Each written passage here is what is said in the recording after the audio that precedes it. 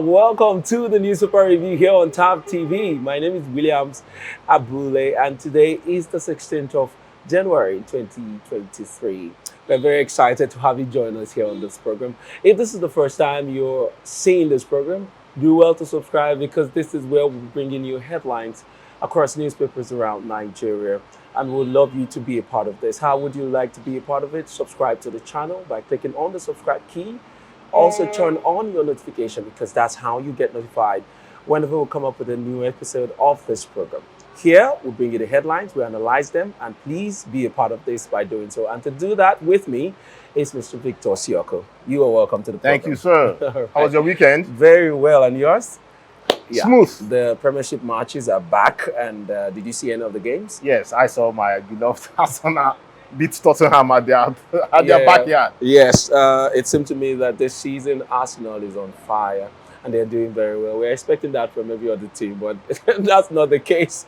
And yes, the local league started, the Nigerian local league started just yesterday, and Rivers United, they were able to get their first victory of the year, and being the defending champions, they started on a good slate. Yeah, they you know, the same steam, the same fire they took out to the last stage of the league last year. It seems they're bringing it on again, and that's very interesting because they are one of us here in River State. Yes. We are rooting for them. Yes. All right, we're going to go into the newspaper headlines for today, the 16th of January 2023, and we'll begin our newspaper readings from This Day newspaper for today. And on this day here, we have at headlines, CBN tightens nose on money launderers, terrorism financiers, issues guidelines on beneficial ownership, says legal persons' arrangements susceptible to abuse, imposes responsibility to identify, manage related risk on financial entities. Moving on to other headlines here, we see Atiku appeals to Nigerians to collect their PVCs. Yes, we've also been making that appeal here on this station that you should go on and get your PVCs. I got mine last week. Do well to pick up your PVCs from your ward centers and do it on time and get involved in the entire voting process. All right, we'll move on to the main headline here on This Day newspaper. It says here, democracy has come to stay in Nigeria. Irabo declares, says military to back up police for smooth elections. Clerics pray for peaceful polls. Buhari reviews last Remembrance Day parade as president. State governors pledge more support to military. All right, and then I'll take this too. Obi, I'll address ethnic agitations if elected president. All right, that's all the headlines we'll be taking on This Day newspaper. But I'll come to you, Mr. Victor, and let's just review. You know, yesterday was the Remembrance Day for our fallen heroes, ex-servicemen in the military and in all the armed forces that have served this country. And I'd like just to do a review. And in that same occasion, we heard the Chief of Army Staff, that's Irabo, declaring that democracy has come to stay. It's a good thing that him as a military man is making that comment, because at one point Nigerians were afraid that the military is going to take over. All this hardship that we're facing is just a ploy for them to come in and say, okay, we're tired. If you people don't want democracy, well, let's take over. But for him to be saying this, that it's a good one. How do you react to that story? Okay, it's the Remembrance Day, and yesterday was the finalizing of the Remembrance Day. That's the 15th of January, and it's a unique day for Nigerians for us to remember the Civil War and its end. It is about 53 years, 53 years since the war ended, and it still looks like there's still some fear. Okay, just like the Chief of Defense Staff, Mr.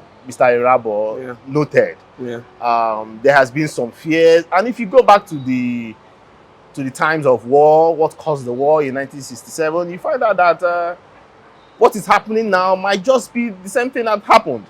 Why am I saying this? Because most political offices were given to the North, and just like some Nigerians are crying out that the APC government, the government of General Muhammad Buhari, has not been fair has not shown equity and fairness. Yeah. And as you can see, the Waziri of Adamawa, that's Atiku, has used that will I say that void to use as a campaign mantra where he preaches unity, where he preaches equity and fairness, where he's preaching restructuring of Nigeria and giving powers, spreading powers around boards. But I also want to use this opportunity. Yes, it's coming from Irabo, and yes, Irabo is not from the north.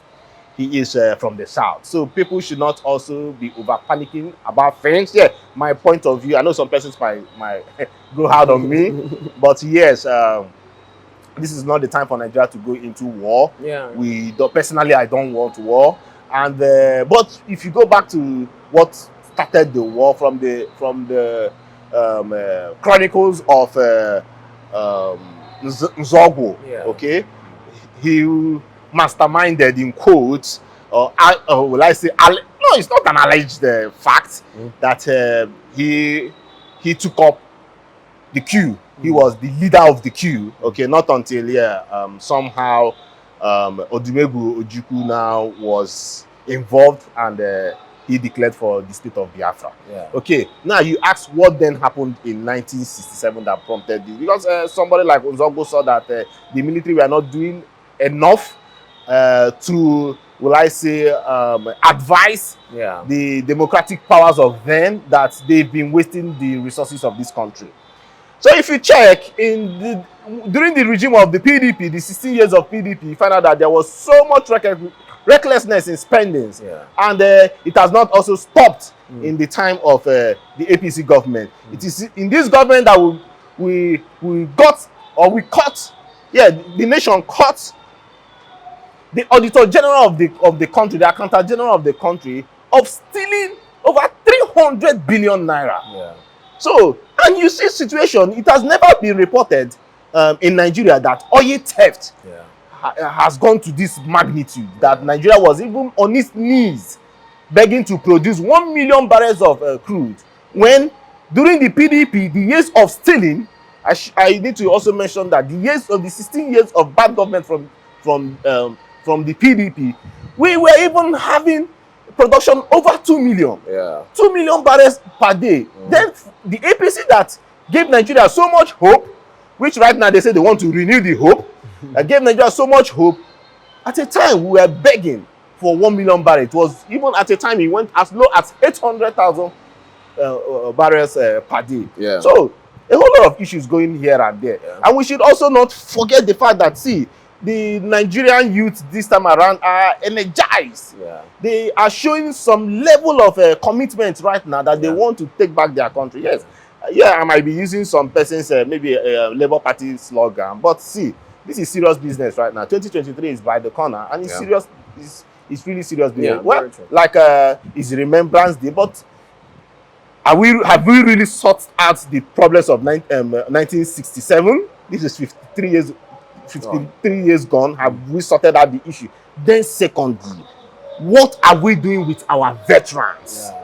Our veterans are living in penury. Very much. Our veterans, their wives, their loved ones are crying. True. They are shedding tears. Their husbands, their wives have gone in to serve this country and they have nothing to show for it. Yeah. But the people in the helms of affair are eating up the money. Yeah. Look at just what it just reminded me of what the PDP governor, that's our current governor, Rivers State Governor, Nyesom Wike, was stating at Emoha when he was inaugurating a road, flagging off a road project, and the local government chairman came out to say, see, Mr. Governor, our ward, I think he mentioned ward 11 or ward 13, that ward 13 has bad rules, that he wants the governor to come and fix. And he was, at that time, he was like, come on, I am commissioning a road for this same local government, and you are reminding me of another project.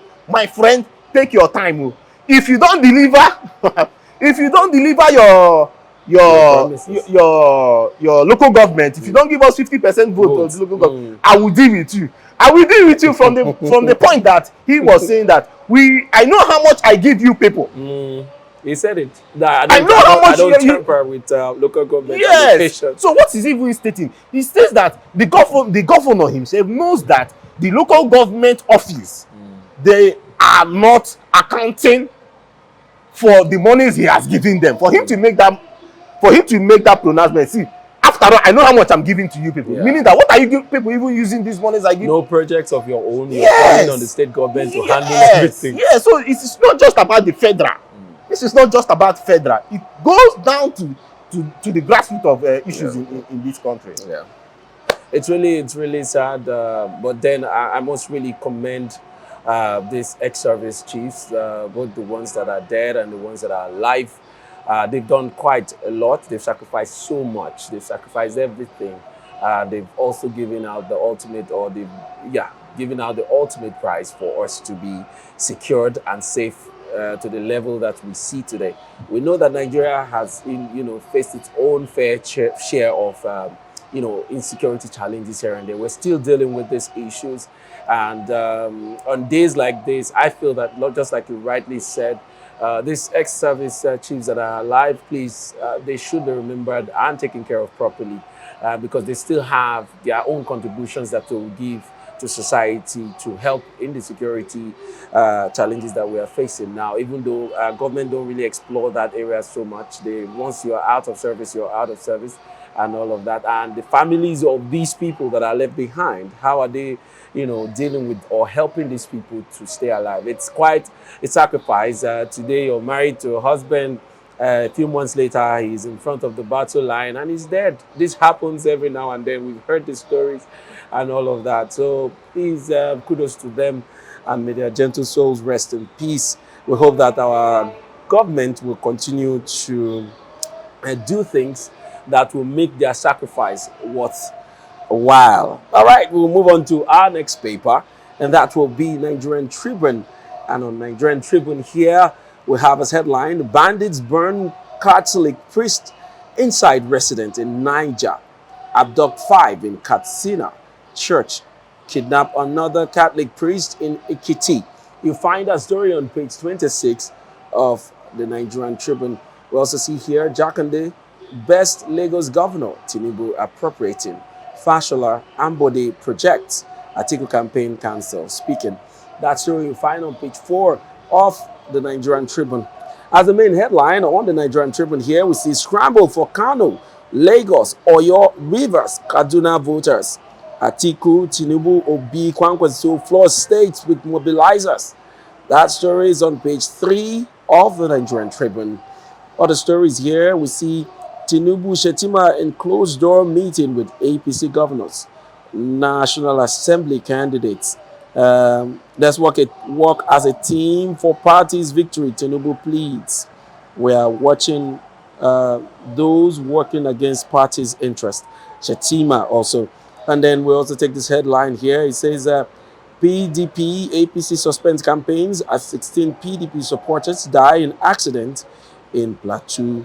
And then NDLEA bust another tramadol cartel, seizes over 5 billion naira opioids in Lagos warehouse. Dismantle Scotch's lab in Shagamu. All right, that's all we'll be taking from the Nigerian Tribune. All right, what do you make of this story?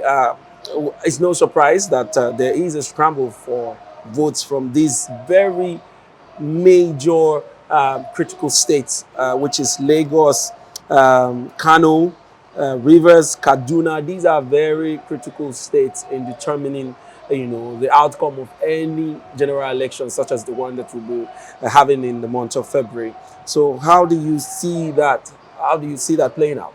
Okay, most of the times, if you check by records, you find out that for you to become the president of the country, you need to win Lagos, you need to win Kano, and you need to win Rivers State. But I think one of them, you must win one of them, okay? Yeah. But I think there is still time for changes. They say change is constant, okay? Yeah. And we might see a different kind of election this time around. Let's not also underestimate the power of the third force. Back then, it was just a two-party thing. But now, since 1999, but now there is a third force that will change the dynamics right now. Okay, so like you stated, we have Lagos, we have Kano, we have Kaduna, and we have Rivers. Okay, just a little of permutations, but yes, we will get into main details of that as the days progresses. So Mr. Bule, I think yeah, we already know that Lagos has the highest numbers, both in population and by registered voters.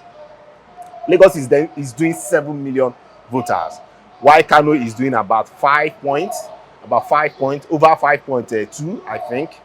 If not, is approaching 5.9, but I'll check the records very well. But yes, Lagos is number one on the block. But yes, some persons will be like, oh, Pete Obi will take charge of Lagos. There are strong indications that he might clean the ticket of Lagos, because Lagos is a town, is a metropolitan town, and it has diverse cultures and people in there. So you cannot just say that the West are the ones taking over Lagos. But because, come to think of it, man, when I was just young, I was wondering. I'm from Delta, so I was wondering. Anytime I come to the villa, you find out that most persons that come back for Christmas are coming from Lagos. You just begin to wonder: is it that we don't have other cities in this country? Okay, and if you find out even Edo, so when you have Edo, you have Deltans, you have Anambra moving to Lagos, so it will also affect the, the demography of the place. So, but mind you, I think anybody that wins Kano, Kano is a big ticket to clinch, because not just Kano, but you see Kano, you see Kaduna, you see Katsina. Say they call them the KKK. If one candidate can win these 3 states, my brother, let's forget about the election. For this election, I don't see one candidate winning those 3 states outrightly. I'm saying that from my own projections, because we have, like you said, there's a third first, and there's a Kwankwaso, who has also been a former governor of one of those states, I believe. Yes, Kano State, yes. And then you won't tell me that it doesn't have loyalists in Kano State. We know that there's an article that also has a very strong ground and has a lot of supporters from Kano and Kaduna, as it were.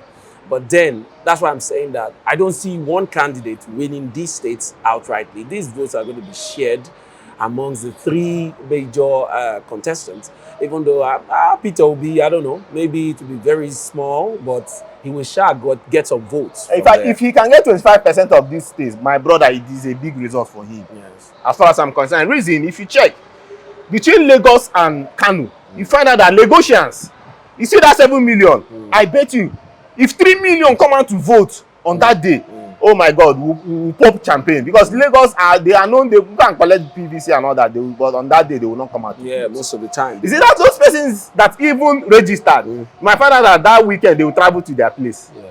And already there is a lot of panicking from the elite. The elites are talking about going on holiday. When there is election, they will move out. They go to the US, they go to the UK. After election, they will come back. So now, but for Kano, for the Northerners, most of the time they are on ground. They stay on ground. They are on ground, ready to vote and easy to mobilize. Yeah. I'm sorry, this is politics, and you know that Nigerian politics is politics of money. Yeah. By the time you give these guys 1,000 naira to go out there and vote, my brother, what are you talking about? They will move. And when we are talking about, I'm talking with respect to APC right now. You know that APC has Kano, they have Kaduna, they have Katsina. So they, Labour guys might not like this. They have the structure, and I beg your pardon to everybody. I do not underestimate the power of structures. Reason, because when you are seeing a winner already, you are working with a winner, on your mind you'll be like, man, if I go to this other side, it might just be dicey. So why don't I stay with the winning party? The winning party in Kano, in Katsina, in the 3 KKKs are the APC, and they can mobilize. Oh well, but then these other parties are also of the strong belief that that is not going to be the case this time around. That all of this, even the APC has got on its table very terrible, records. Even currently, the current fuel crisis that have been there for weeks, months now, it's working against them. But then we would say that we are the elite, so we can analyze it this way. You know, the layman in the village doesn't know this one. He knows that the cost of things have gone up, but that he doesn't understand how it affects who he wants to vote for. He votes and he votes. Yes. That's the thing. And they vote. Many of them vote by sentiment. Yeah. Oh, he's my brother. He's a brother. Will I not vote for a northern? Why will I vote for a southerner? Yeah. And when they've sold Shetima to them, and in their minds, let's face the facts. In their minds, I'm talking about APC. In their minds, they've seen that Tinubu might just hand over to Shetima. And come to think of it, come on, Tinubu is a Muslim. My brother, I don't want to go into such kind of detail. This is Remembrance Day, and I try not to right now. All right, we'll leave politics for now. Let's go into this other story about the killing of a Catholic priest in Niger State. When I saw that report late last night, I wasn't really pleased because I was wondering why this is coming up again. It's been a long while since we heard anything related to, you know, this kind of killings that has to do, that relates to religion and all of that. But we're seeing that cropping up. We don't know whether it is related to the elections coming or it is something very different entirely. But then this is condemnable, and we don't know what is going on. But the killing of that Catholic priest is not really going well with a lot of people. How do you react to that story? My brother, still in the vein of the Veterans Day, the Remembrance Day. See, what caused the war again? I mentioned about finance, the economic issues we had then, the looting of the national treasury. Let's not also forget that the Northerners were killing the Southerners. Well, on their own part, they saw it that a Southerner in the name of Kaduna Nzogu killed their Sultan. Okay, so they attacked. Now, you can still see that feel of the dichotomy between the North and the South. You can still have that feel that, hey, there is a religious war in this country. Because why, in quote, you ask, why are they targeting the priests? Not just why are they not targeting the imams? And you remember the attack also in a war in Ondo State. That was just months back. And then this again, they've attacked churches. And so if, you know, Nigerians were not a bit, how would I put it? If they were not holding back, by now there would have been a full-blown reprisal attacks here and there, and that could lead to some kind of anarchy. So when you have a government that have, to my own understanding, have literally done nothing in solving this issue, this issue has been lingering. Can you believe that this priest, this is the third time that his life has been they've tried to terminate his life, and they finally got him this time around. And what did they do? They burnt down his house. They knew that he was inside the house. They did not even give him that space to come out. They burnt the entire house and burnt him alive. I'm a Christian, for crying out loud. And when I see things like this, I need to open my mouth and talk it out. There is a religious war happening in this country. It's been going for long. There is a religious war happening. Yeah. We cannot shy away from that. Forget about they might come out and say, okay, you are energizing the current, as in, we were hitting up the polity with respect to this. But see, we need to talk it out. Our priests are dying, and we're not happy about it. Yeah. And why is it that it's just about priest? And you say we should not talk? Well, that's what some critics will say, that all of this, it's some political kind of strategy from some people that are not meaning well for the country, you know, sponsoring this sort of attack so that it will result to something that will cause war or something. Because if there's a war in this country, it surely benefits one side over the other, and that's one thing we don't want. So we just urge the government to really take action. And Mr. Bule, lastly, it is this same government that do not even, the party, let me come for the party right now, the APC. They are the ones that do not even care about the Christians. You ask, why would you have a Muslim ticket in a country that you have almost the same number of Christians over to the Muslims. It is the same number. Forget about what they say. It is about the same number. So why would you turn the other side as second-class citizens? And look at right now what is happening in Niger State. You're killing our priests, and you don't want us to say anything about it. We really cannot be suffering and smiling, and at the same time, you be killing our clerics, our priests, and you don't want us to say anything about it. It's unfortunate. It is so shameful and unfair. It is unfortunate, and we hope that the government will handle this case because this is one too many of this kind of killing, and we hope that the government should, as quickly as possible, deal with this matter so that it doesn't really escalate. Elections are just by the corner. A lot of people are very apprehensive about this time.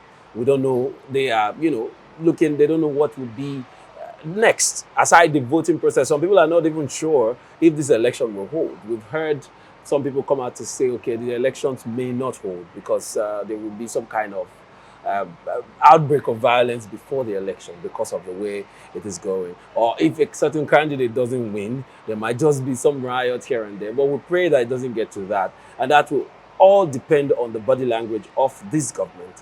What are they saying and what are they doing? What are they doing to ensure that this election takes place? And things like this shouldn't happen at this very, very critical time leading up to the elections. And please, can I say this lastly? Please, to the Igbos out there in every part of the country, please don't also take this as an opportunity to go and kill your Muslim brothers. No, that is not what we are preaching. We are preaching for peace. We are preaching for unity in this country. No matter where you are from, you don't have the right to kill a fellow man. Of course. For any reason. You don't have the right. So even the Igbos that are already even killing their own brothers, please, you need to stop it. And we don't want a situation whereby you are even extending it from your killing your own brother to killing our Muslim brothers. Yeah. Please. And I've lived in Niger State before. And Niger State is not an entirely Muslim state. They have a lot of Christians there. I can even, maybe I'm not 100% sure, but I could almost say that the Christians are even more than the Muslims in Niger State. So this kind of attack, one, maybe in a few, but then we will never encourage this kind of attacks because it's clear that it was a deliberate, attack on the life of that priest. And we hope that the government should do what is expected of them, investigate and apprehend these culprits that have, performed or done this evil. And we're going to move on to our last paper for the day, but that will be after this short break. Once we come back, we will take on our last paper for today, the 16th of January 2023. You stay tuned. Now that you have registered for your PVC, it doesn't stop there. Ensure you pick up your PVC. Be alert. Join many Nigerians to vote credible leaders that will change the tide of this nation. Do not sell your vote. Remember, this is our future. Your vote is your voice. This message is proudly brought to you by Thav Media Limited. All right, welcome back from that short break. And once, thank you so much for staying with us up to this time here on the review. All right, we'll go on to our last paper today, and that will be the Daily Independent. And on Daily Independent, we have as headline here, Bakari warns against Emilokan politics, says it breeds dictatorship. All right, and the main headline here, okay, no, I'll take this one too. It says, old notes withdrawal, CBN considering 2 weeks extension. Old notes withdrawal, CBN considering 2 weeks extension. As the main headline here, it says, experts see no end to high interest rates, weaker Naira. Right, experts see no end to high interest rate, weaker Naira. Other headlines here is a government imposes curfew on Niger community over killing of village head. Khan condemns murder of Catholic priest by bandits. All of that details you find on page 28 of the Daily Independent newspaper. We move on to this headline. It says 6 sons, former AGF lawyers dare DSS to arrest Emefiele. Warn against move to drag Nigeria into constitutional crisis. And I'll take this headline too. It says, NDLEA burst another tramadol cartel, seizes 5 billion naira opioids in warehouse. That's the headline we'll be taking on Daily Independent newspaper. So do well to get a copy to get full details of all of those headlines. So, Mr. Victor, I'd like to ask you to talk about the story about the threat to arrest the CBN governor. What is going on? Well, I think he has finally made the list of wanted persons in the country. That's strange, though. Very strange, very strange. The governor of our central bank is on the run. Well, yeah, he was supposed to, he has been on leave and he was supposed to return back on the 9th of January. And before then, we've started hearing, he's been in the UK, then he moved to the US. So we've started hearing rumors about him declaring, what do you call it again? he has been declared wanted? No, him declaring asylum. Okay, yeah. Okay. Him declaring asylum. So that has been on the rounds. And you now ask, why all this? Yes, there are reports, strong reports from the DSS that he's being found wanting with respect to economic terrorism and financing some terrorist groups. Okay. And well, we can't still get the details right now because I think they've been holding it so tight so that when he appears, they can read the charges to him. And you just keep wondering, why is the president not saying anything about it? And then why is this happening now? Do you see any political tone to this? Yeah, it could be. And I think he, on my own part, I think he started this war. I think he started this war when he wanted, or when there were strong rumors that he was going to declare for presidency. If you can see from the atmosphere, you will notice that people were not happy about that, especially the common Nigerians. Because he is a serving CBN governor. Yes. I mean, he should concentrate on our economy and Yes. not running for president. Even that, he had no business with running for. Sure. At this point in time, Sure. though, that's my opinion. And he even went to court. So even if he comes out to say, I was not the one doing this, so did you even make any statement to debunk all those moves? Because you also went to court. Yes, not by yourself, but you went to court to find out whether you can run for the presidency. Okay, not until the judgment didn't really favor you. And come to think of it, we also saw vehicles that were printed with your names and slogans and posters of you wanting to become the president of the country. And what did you also say with respect to that? Nothing. So it shows that his character is questionable as far as I'm concerned. Why would I have my face in different parts of the country that I want to run for president and I'm not coming out to say anything about it? Are you getting that? That even they went here, they call them farmers. The farmers for Godwin Emefiele, the people that he gave loan to, they came out to gather 100 million naira to buy the form for him. And what did he do as a governor? He said nothing about it. Okay, so maybe things has happened, and some persons have brought out some proofs and submitted it to the DSS. Because once you declare, they will focus on you and begin to investigate things and want to know who you are and all of that. So I feel you're right. So, but that should not also distract us from the plan of withdrawing the old Naira notes and replacing them with the new ones, of course, and trying to kill off all these modes where kidnappers will have the opportunity to be trading physical cash. So with this reduction in withdrawal, it will make life difficult for kidnappers to operate functionally. And yes, kudos to what happened in Edo State with respect to the train passengers that were kidnapped. Yeah. So 12 were released. Yes, at the point they were like 32 were captured until the news came out that it was I'm sorry for using the word just, that 20 is not just, okay? So far, just one human being, it means a lot. So 20, they reported that 20 were taken out, and right now we have about 12 that has been rescued, not released. rescued. Okay, so and some of the terrorists or bandits that were also arrested. And yes, yes. So what then happened? The police said that they intercepted them while they were moving from one bush to the other. So maybe they were just also expecting for cash to be withdrawn and all that.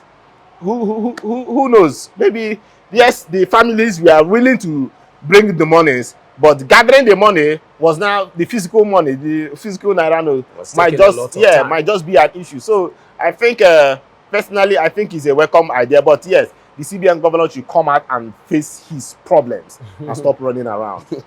Exactly. All right. Thank you so much, Mr. Victor. Well, I don't have anything to add to that. Like you said, all right, he should come out and face his problems. And of course, also focus on ensuring a smooth transition of the old Naira notes to the new one, because we're having a lot of headaches going through that process. And it's not really funny for a lot of people. Banks have continually dispensed the old notes as against the new ones from the CBN directives. You know, the CBN has directed that all ATM machines should, dispense the new Naira note. But that's not the case at the moment. We're still, when you go to the ATM, you still withdraw the old Naira notes. I don't think I've handled the new Naira notes except for 1,000 Naira that I had about a week or two ago, and I spent it. So you can imagine that you're withdrawing 20,000 and you get only maybe 2,000 or 3,000 that is coming out as the new note. And that's not a good call. Today is already 16th. The dates are fast running out. So they should concentrate on ensuring that that transition is done smoothly, because in February, we're already in the election month. And according to their projections, this should have been done before the election months proper. But that's notwithstanding, we are hoping that, everything falls in place before time. All right, thank you so much for always making to our program. And to our viewers, you guys are the MVP. Thank you for staying with us up to this time. Until next time, we'll come your way again on the review here. My name is William Sabule, and this has been the Newspaper Review here on TAP TV.